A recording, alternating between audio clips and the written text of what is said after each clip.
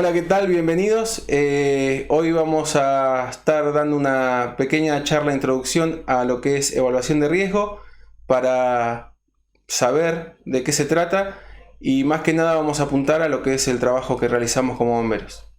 Espero les sirva, no vamos a dar nada nuevo, sino que sirva también para refrescar algunas cosas que vamos por ahí olvidando o no teniendo en cuenta. Cualquier duda, consultan, no hay ningún problema. Es una charla cortita, va a durar aproximadamente 10-15 minutos. Así que bueno, empezamos con el tema. Bueno, para dar comienzo con lo que es evaluación de riesgo en la emergencia, vamos a iniciar por conocer lo que es el concepto. Como podemos ver en pantalla, un análisis de riesgo, o conocido como AST, es un programa de evaluación producido por profesionales en la seguridad e higiene para lograr reconocer los peligros presentes en cada trabajo que se realiza. Se detalla parte por parte lo que es el trabajo y se trata de reconocer cada riesgo o cada peligro presente en cada tarea con el objetivo de establecer estándares que eliminen o disminuyan a niveles aceptables el riesgo para que no produzca daños en la salud o en la vida del trabajador y en la propiedad. Para continuar, tenemos dos términos que se usan mucho, como podemos ver, peligro y riesgo. Muchas veces lo asociamos a que es lo mismo, pero tienen una diferencia. Peligro, como lo define la Asociación Chilena de Seguridad, es una fuente, situación o acto que tiene la capacidad de producirnos un daño a la salud o la vida o a la propiedad, lo que sería un daño al material. Y riesgo, por otro lado, es la probabilidad y la gravedad de que este peligro nos afecte a la salud o a la propiedad. Se basa mucho en lo que es estadísticas. Algunos de los factores de riesgo laborales que tenemos presentes son el riesgo mecánico, el riesgo físico, el riesgo químico, biológico, ergonómico o psicosociales. Para dar un ejemplo de alguno de ellos, un riesgo mecánico podría ser una herida cortopunzante, un riesgo físico puede ser lo que es una quemadura por exposición a la temperatura. Riesgo químico se trata de lo que es inhalación de humos, gases y vapores. Riesgo biológico son todos aquellos por exposición a fluidos corporales, más que nada en nuestro caso lo que es bomberos, por exposición a un paciente que pueda contaminarnos de alguna enfermedad. Riesgos ergonómicos, en este riesgo hay que dar mucha importancia porque está presente en cada tarea que realizamos, no solamente en un servicio, sino al momento de hacer orden interno, como por ejemplo el levantamiento manual de cargas. Es un riesgo presente, muy presente, y que muchas veces no le damos la importancia que merece. Nos puede producir lesiones musculares, de las cuales no estamos atentos y no le damos la importancia que merece. Y por último, riesgos psicosociales. Esto apunta por un lado al riesgo psicológico que tenemos presente en una emergencia, ya sea en un incendio de estructura, en un rescate de persona, en un accidente vehicular. Y también se trata un poco de lo que es psicosocial al nivel de cuando una persona puede sufrir un maltrato entre pares, entre compañeros, cuando no es escuchado, cuando es menospreciado. Eso es un riesgo que va afectando a la salud psíquica de la persona y también hay que tenerlo en cuenta y tratar de evitarlo. ¿Sí? Buscar minimizar esa afección que se produce por ahí entre pares. Vamos a continuar. Bueno, factores de riesgo. En bomberos se dificulta la tarea de realizar un programa de análisis de riesgo porque cada servicio al que asistimos nos plantea un escenario distinto. Si bien los peligros normalmente pueden llegar a ser parecidos, nos podemos enfrentar a un escenario que nos presente distintos riesgos o peligros a los que por ahí, si no estamos atentos, nos puede llegar a jugar una mala pasada y nos puede afectar a la salud o la vida del bombero, ¿sí? Por eso es que con esta presentación lo que tratamos es de que todo voluntario adopte un enfoque de evaluación y análisis y de que esté atento a los riesgos presentes para lograr hallar soluciones que eliminen o reduzcan estos riesgos a un nivel tolerable. Bueno, como para ponerles un ejemplo, acá en pantalla pueden ver una imagen de un bombero haciendo una maniobra defensiva en un incendio de estructura.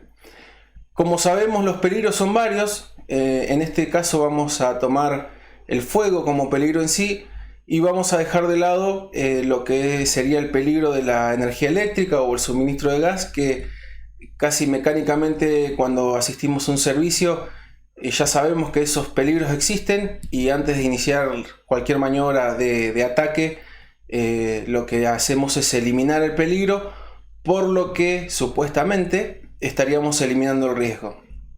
Porque supuestamente muchas veces nos ha pasado de que vamos a un incendio de estructura, creemos que cortamos la energía eléctrica y resultó que la vivienda estaba enganchada a la luz o tenía otro circuito paralelo. Entonces en ese momento el riesgo eléctrico que tenemos sigue estando presente.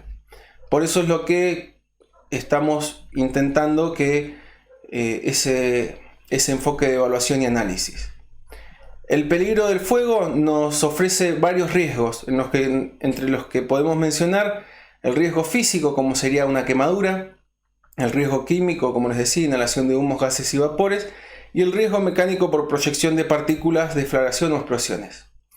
En este momento el bombero, si bien el peligro está presente, el fuego, él no está tomando proximidad al fuego. Entonces el riesgo físico por quemadura y el riesgo químico por inhalaciones sería menor, no estaría ofreciendo una gravedad al riesgo al que estamos expuestos.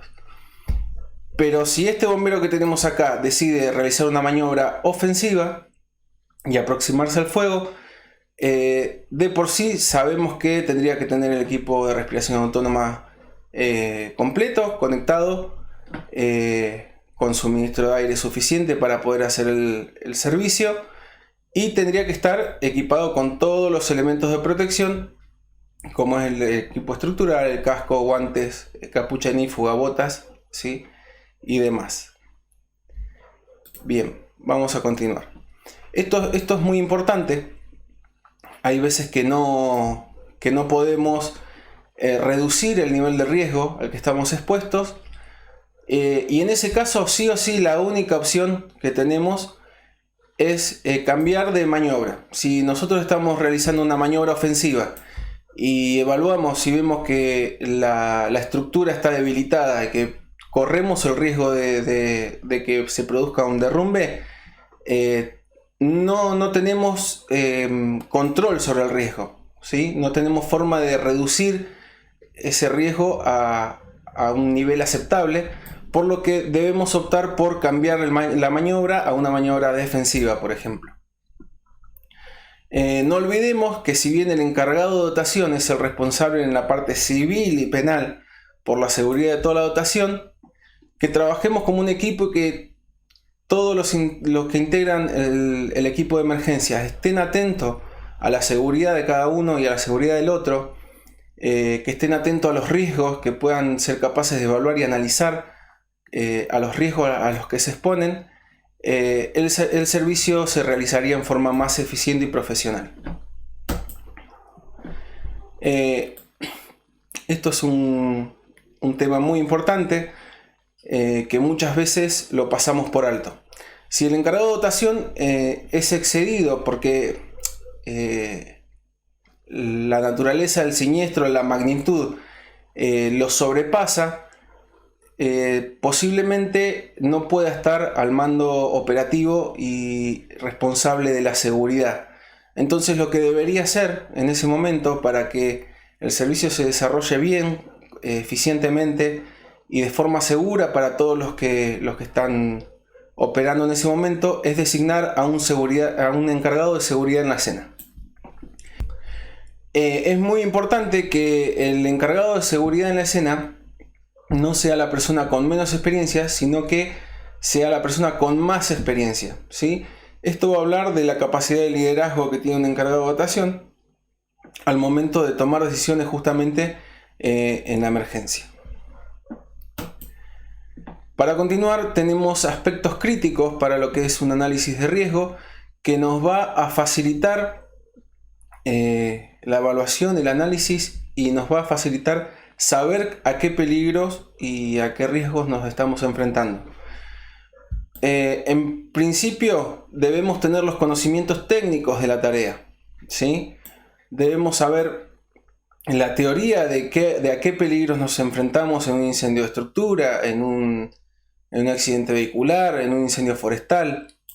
Debemos aprender y desarrollar las habilidades manuales que dicha tarea requiere, conocer los riesgos inherentes en cada paso de la tarea. En esto podemos hacer una pausa y resalta riesgos inherentes a cada paso de la tarea. Cuando nosotros vamos a un incendio de estructura y nos disponemos a realizar una maniobra ofensiva, creo que el 100% sabemos que debemos equiparnos completos para poder hacer la tarea. Pero hay partes que no las utilizamos. Lo vamos a ver un poquito más adelante para no ser redundantes. Esto también es un aspecto crítico, conocer el EPP, ¿sí? Conocer el EPP que utilizamos, saber las certificaciones que deben tener, si realmente cuentan con esas certificaciones, el mantenimiento, la vida útil, las limitaciones, cuándo utilizarlos y las restricciones que genera nuestra habilidad de movimiento y resistencia física. Esto es un aspecto muy importante que no depende más que de uno mismo, ¿sí? No esperemos a que alguien nos diga, che, esto no te sirve para tal cosa. O cada EPP que nosotros contamos trae un manual, tiene una certificación y realmente está para leerlo. Nosotros tenemos la obligación como profesionales de la emergencia de conocer todos estos aspectos. Hablábamos de la resistencia física. Esto es muy importante. Nuestra resistencia física, realmente en mayor o menor medida, según la condición física de cada persona, es limitada, ¿sí? Podemos tener un excelente estado físico, pero en algún momento va a llegar el agotamiento en servicios que demoren demasiado tiempo. Y cuando no estamos bien descansados o la fatiga muscular llega a nosotros, la capacidad que tenemos de observar y analizar los riesgos disminuye peligrosamente. Por esto es que yo les estoy pidiendo que todos estemos atentos a los riesgos a los que estamos expuestos. No solamente nosotros mismos, sino nuestros compañeros. Muchas veces también pasa de tener visión de túnel y lamentablemente no estamos atentos a los riesgos que estamos expuestos, sino, por ejemplo, el punta de lanza está solamente enfocado en encontrar el foco ígneo y apagarlo. Por eso es muy importante que el que entra como segundo o el resto de gente que esté trabajando esté atento no solamente a los peligros que nos pueden afectar a nosotros, sino a todos nuestros compañeros. Es momento de empezar a tomar nuestra seguridad seriamente y realmente con compromiso, porque nosotros estamos expuestos constantemente a demasiados riesgos. Como bomberos estamos muy expuestos a riesgos que lamentablemente no se pueden eliminar. Lo que nosotros tenemos que tratar de hacer es que los niveles sean aceptables, ¿sí? Por ejemplo, sabemos que los riesgos a los que nos exponemos muchas veces son inmediatamente mortales. Para dar un ejemplo, a los 75 grados centígrados los pulmones sufren quemaduras irreversibles y en un incendio de estructura promedio, a la altura de la vista, podemos llegar a alcanzar tranquilamente los 250 grados centígrados. De esto hablamos de que en cualquier trabajo común, con este nivel de riesgo, por ejemplo, el trabajo no se realizaría. Nosotros lo realizamos y por eso es muy importante tener los conocimientos técnicos de cómo trabajar y cómo proteger nuestra salud y nuestra vida. Bueno, lo que hablaba un poco de cuándo utilizarlos. Acá les puse una imagen un poco conocida para muchos. No sé si se alcanza a leer. Se los leo por si no lo pueden llegar a observar. En la viñeta dice: se te ve ridículo vistiendo EPI, que sería EPP. Era completo, es solo un incendio de coche. ¿A quién no le ha pasado que en años pasados nos han dicho: ¿para qué te pones el equipo autónomo si vamos a un incendio de automotor? Bueno, esto es algo que creo que por suerte se va dejando de utilizar. No hace falta, es un incendio de auto, no pasa nada, el humo no me hace nada. La realidad es que está demasiado estudiado ya por grandes instituciones como puede ser NFPA, que realmente es necesario el uso de equipo autónomo en un incendio de automotor, en un incendio de contenedor. Nosotros no sabemos cuando vamos a un incendio de estructura, en la cocina normalmente que pueden haber muchos elementos químicos, ni hablar si vamos a un incendio de un taller mecánico, de una industria. Los químicos pueden llegar a ser mortales realmente. Entonces, por ser un incendio de automotor, sí es necesario el equipo autónomo. Vamos a un incendio de contenedor, por más que arriba veamos solamente escombro, abajo pueden haber miles de sustancias químicas que no las podemos ver y estamos aspirando eso en todo momento. El problema del riesgo químico por inhalación de humo, gases o vapores, el problema es que no siempre nos produce un daño agudo, no siempre lo podemos notar al instante, pero sí nos puede ocasionar daños crónicos o a largo plazo, como puede llegar a ser el cáncer, que lamentablemente cada vez afecta a más porcentaje de bomberos a nivel mundial. Entonces creo que hay que empezar a tomar un poco más en serio el tema de nuestra seguridad.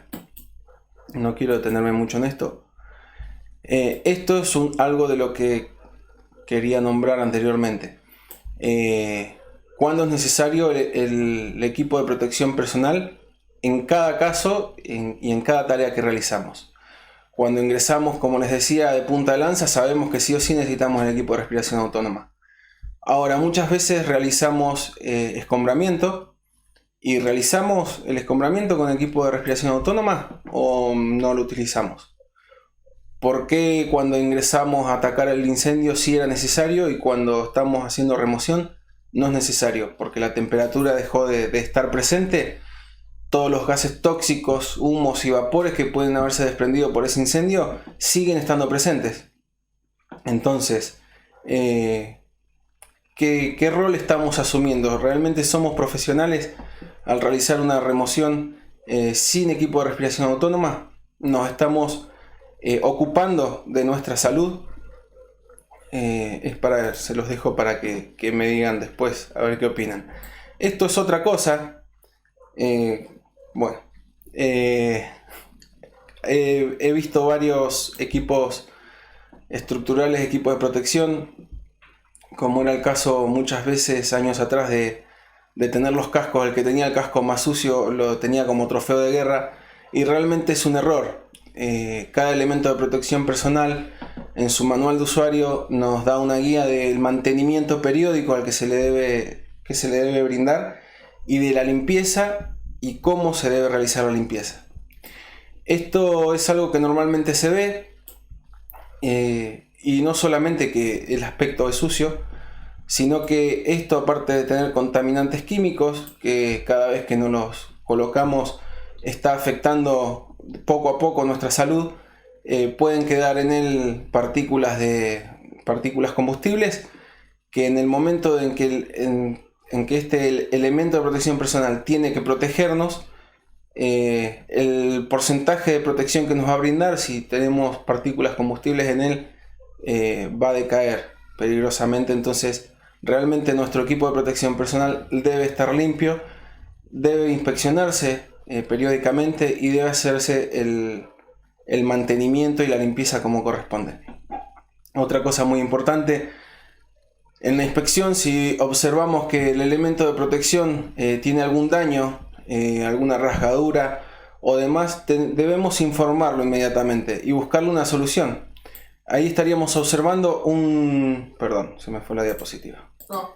Ahí estaríamos observando que estamos frente a un peligro, ¿sí? Informando de ese peligro, lo que estamos haciendo es minimizar el riesgo. Sí, espero que se entienda lo que trato de explicarles. Bueno, y hablando un poco de todo, que estamos expuestos a riesgo en todo momento, ¿qué pasa en el momento en el que asistimos al cuartel por una convocatoria general en clave 3?